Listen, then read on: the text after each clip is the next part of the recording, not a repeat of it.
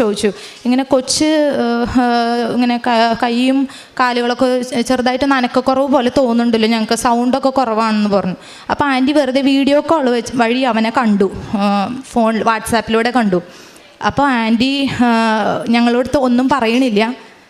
അപ്പം തന്നെ phone cut ചെയ്ത് ഡാഡീനെ വിളിച്ചു. എന്നിട്ട് പറഞ്ഞു, അതൊന്നും ഞങ്ങൾക്കറിയില്ല, പിന്നെ പറഞ്ഞ കാര്യങ്ങളൊന്നും ഞങ്ങൾക്ക് അറിയില്ല, നിങ്ങൾ പെട്ടെന്ന് തന്നെ ഒരു കുട്ടികളുടെ ന്യൂറോ ഡോക്ടറിനെ പോയി കാണാമെന്ന് പറഞ്ഞു. അങ്ങനെ ഞങ്ങൾ പിറ്റേ ദിവസം തന്നെ ആൻറ്റി ഞങ്ങളെ ഹെൽപ്പ് ചെയ്തു.